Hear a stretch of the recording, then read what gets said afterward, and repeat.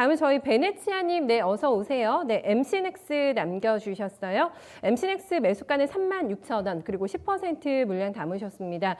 주가 오늘 조금 밀렸어요. 네, 0.4% 하락 마감 나왔고, 거래가 최근에 많이 없습니다. 네, 33,850원으로 네, 종가 나오면서 약간 손실권에서 매매가 진행이 되고 계신 상태이세요. 차트상으로는 이격이 많이 좁아졌네요. 지금 이평선들이 따닥따닥 밀집이 돼 있는 구간에서 일단 모든 이평선 약간 이탈이 돼 있는 상태에서의 좀 무겁네요. 네, 무겁게 움직임 진행이 되고 있습니다. MC넥스가 시장에 관심이 많지가 않아 보이는데요. 김정 전문가님. 그렇죠. 지금 이 기업 같은 경우는 한 번에 좀 전성기를 이번에 좀 갔다 온 거죠. 그 MC넥스가 시장에 좀 전성기를 보였었던 이 구간을 보면 2019년도 요 시점에 시작을 해서 이제 2020년도 초반까지가 MC넥스의 전성기였습니다. 그러니까 MC넥스가 하고 있는 사업의 전성기는 2019년도에서 2020년도라는 걸 알 수가 있죠.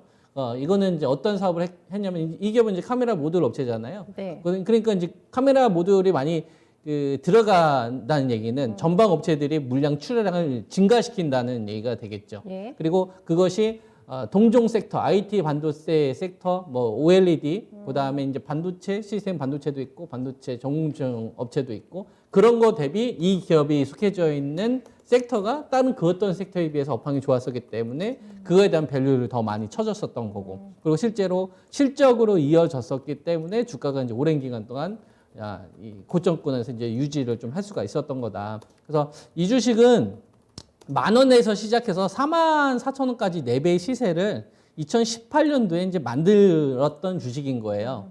그러면 2018년도부터 이 주식이 4배의 시세가 터지는 이 기간 동안에 이 주식은 매출이 한 6천억에서 한 7천억 정도 나오고 영업이익이 한 400억 정도 나왔던 기업이 2018년도 19년도 최전성기 때 이 매출액이 한 1조 2천억에서 1조 3천억. 그러니까 매출 한 2배수 이상 늘어나고 네. 영업이익도 한 2.5배 이상 올라왔기 때문에 4배의 시세가 주가에 이제 반영이 됐었던 거죠. 네. 그러니까 상승을 할 수 있었던 이유가 타당했었다 이겁니다. 영업이익률이 이때만 하더라도 한 4, 5% 정도 나왔던 기업이 영업이익률 한 9% 정도 올라왔으니까 우리가 이제 이렇게 해석을 하는 거예요. 그러니까 지금 MC넥스가 지지부진하잖아요. 지지부진한 이 흐름은 단기 흐름이잖아요. 네. 단기 흐름을 보는 거란 말이에요. 그러면은 중장기적으로 이 기업에 대해서 분석을 하려면 이 기업에 대해서 뭘 파악을 하는 거냐면 이 기업이 지금 다른 그 어떤 섹터에 비해서 높은 밸류를 쳐줄 수 있을 만한 근거가 있느냐. 네. 그러니까 2018년도에서 2019년도, 2020년도 오는 기간 동안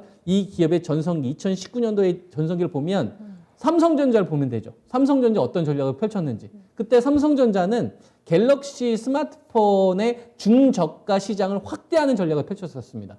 그러니까 삼성전자가 1년에 스마트폰을 보통 3억 대 정도 출하를 하고요. 애플 같은 경우가 1년에 스마트폰을 한 2억 대 정도 출하를 하고 그다음에 화웨이 같은 경우가 한 2.5억 대에서 2.7억 대 정도 출하하고 나머지 업체도 출하하거든요. 네. 그래서 1년에 전 세계 스마트폰 출하량이 한 12억 대에서 한 15억 대 정도 출하를 합니다. 그러니까 출하량을 기준으로 보게 되면은 삼성전자가 제일 많이 출하를 하지만 돈은 다 누가 버냐면은 애플이 다 벌어요. 아. 왜냐하면 애플이 팔리는 주 모델은 예. 100만 원짜리에서 150만 원짜리가 팔리고 삼성전자 같은 경우 우리가 알고 있는 뭐 갤럭시 노트 그죠? 이번에 갤럭시 울트라 같은 경우도 한 700만 대에서 800만 대밖에 안 팔렸어요. 아, 그래요? 많이 팔리면 한 1,500만 대 팔려요. 3억 대 가운데. 네네. 그리고 그나마 좀 팔리는 게 갤럭시 시리즈 있잖아요. 우리가 프리미엄 폰. 뭐 갤럭시 20, 네. 이때는 뭐 갤럭시 10 이런 거가 됐겠죠. 갤럭시 10, 갤럭시 9 이 정도가 됐을 텐데 그런 게 보통 적게 팔리면 3천만 대, 많이 팔리면 4,500만 대예요. 1년에 출하는 3억인데. 그럼 다 이거 뭐예요? 어디에서 팔렸다는 얘기예요?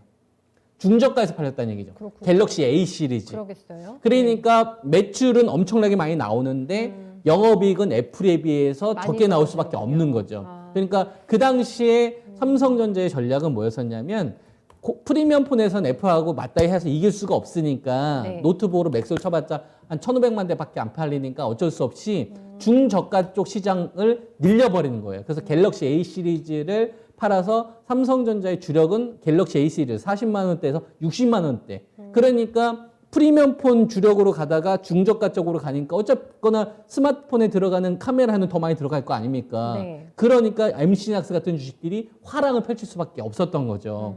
이게 구조적으로 그렇게 만들었던 거예요. 근데 지금 삼성이 다시 2019년도의 전략을 펼칠 수 있겠냐, 이거 구조적으로. 힘들지 않을까요? 왜냐하면 아이폰이 그때는 아이폰 SE를 안 만들었어요. 네네. 지금 아이폰 SE를 만들고 미니를 만들지 않습니까? 즉 중저가 스마트폰 시장으로 아이폰이 침입하잖아요.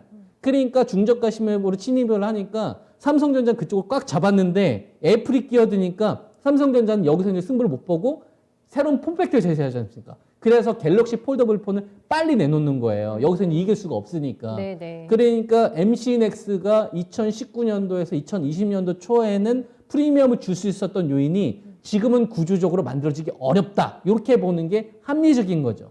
그래서 똑같은 실적이 나와도 똑같이 전성기 때 실적이 나와도 그때보다는 밸류가 하향되는 게 맞는 거고, 그리고 그 당시에는 반도체 관련돼서 이 디램이나 이제 이 낸드 쪽 관련돼서 미중 문제, 네. 트럼프 시대였었으니까 네. 불협화음은 계속 있었고 리스크가 있었고요. 그 다음에 이제 카메라 모듈 쪽 관련된 프리미엄이 다른 업체들에 비해서 업황이 좋았었기 때문에 이쪽으로 자금이 쏠렸었던 것도 있었거든요. 근데 지금은 시스템 반도체 잘 나가고 있고, 그 다음에 반도체 쪽 관련돼서 이제 낸드도 돌아서니까 그 당시에 이 MC넥스가 속해져 있었던 카메라 모듈과 관련된 프리미엄을 이제 줄 수가 없는, 분산이 되는 거지. 그래서 저는 MC넥스가 과거와 같은 좀 밸류를 다시 형성되기는 좀 어려울 것이다. 그래서 저는 반도체 랜드 쪽으로 차라리 교체를 하시거나 OLED 쪽으로 교체를 하시는 게 네네. 저는 훨씬 더 기회 측면에서 훨씬 더 좋다라는 판단이고요. 매수 가격이 36,000원에 10%좀 가지고 있으니까 예. 최근에 발생됐던 가격을 기준으로 삼으면 될 것 같아요. 이게 31,800원을 기준으로 갭양봉이 나왔으니까 이렇게 한번 계획을 세우는 거죠. 지금 시장이 좋아지고 있잖아요. 좋아지고 있는데도 불구하고 만약에 31,000원이라는 자리가 깨지게 되면 네. 이제 이 주식은 이제 주도권의 이 흐름을 2019년도에서 2020년도 말까지 오면서 이제 주도권을 다른 애한테 넘겨준다라고 생각을 하고 빠져나오는 거예요. 그리고 나서 섹터를 바꾸는 거죠. 반도체 낸드로 가든지 OLED로 가는 거고, 31,000원이라는 방어가 나오게 되면 일단 위쪽으로의 기술적 반등을 시도를 하게 될 텐데, 이게 2020년도 2월 18일 때, 이때부터 이제 추세가 떨어지는 자리가 한 37,000원짜리에서 한 36,000원 정도가 나오니까 한 매수가 정도 근방에서 저는 이제 정리를 좀 하자. 네. 이렇게 의견됩니다. 그러니까 네. 31,800원이라는 자리가 이탈이 되면 매도 로스컷을 해서 종목 교체, 반도체 쪽, 랜드 쪽으로 좀 교체 의견을 드리고요. 반등이 나온다고 하더라도 한 매수가 정도 금방 오게 되면 좀 정리를 좀 하자. 왜냐하면 주도권을 빼앗겼기 때문에. 네네. 이렇게 의견 드리겠습니다. 알겠어요. 네, 프리미엄을 예전만큼 왜 줄 수가 없는 건지, 네, 그 이유를 설명을 들어봤는데 저희 베네치아님께서는 MC넥스의 어떤 점을 좋게 보시고 정확하게 공략하셨는지를 써주지는 않으셨지만 요즘에 등락이 있는 걸 보면 MC넥스가 튀어오를 때는 자율주행 얘기가 오르면 가더라고요. 스마트폰 얘기가 아니라 자율주행 쪽으로 조금 더 힘을 싣는다면 그때는 프리미엄 조금 더 부여 가능할지 그거 하나 더 봐주세요. 자율주행이라는 거를 한다면 네. 자율주행할 때 가장 중요한 게 뭐냐면 라이더입니다. 센서가 얼마만큼 빨리빨리 캐치하느냐.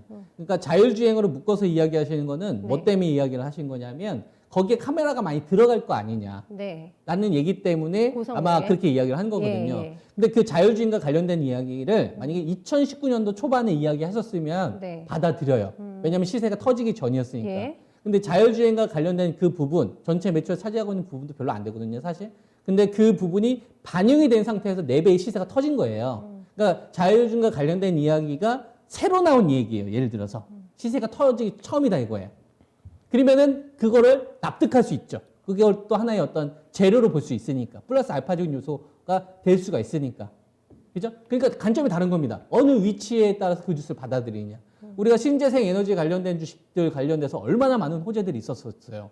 그죠? 근데 지금 호재가 나오는데도 불구하고 급락 나온 주식들 많잖아요. 이거 뭡니까? 위치가 달라서 그런 거예요. 미리 땡겨서.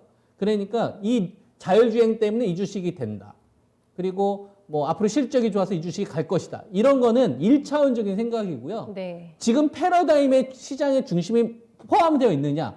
포함되어 있지 않으면 프리미엄 못 준다 그게 이거고. 가장 중요하고요. 그리고 시장이 예. 지금 메인은 이게 아니잖아요. 네. 자율주행이 메인이 아니란 말이에요. 시장의 메인은 바이든 아니면은 저기 아닙니까? 지금 화이자 관련된 코로나 백신 아닙니까? 그것 때문에 뭐 지금 경기 민감주도 막 급등 나오고 이게 지금 현재 시장의 핵심 키워드인데 그러니까 프리미엄을 못 주는 거죠. 네. 그러니까 자율주행과 관련된 부분은 주가가 초창기였으면 말이 되지만 지금은 그걸 가지고서 전략을 세워서는 안 된다. 어긋난다 이거예요. 알겠어요. 네, 그렇게 말씀 좀 드릴 수 있습니다.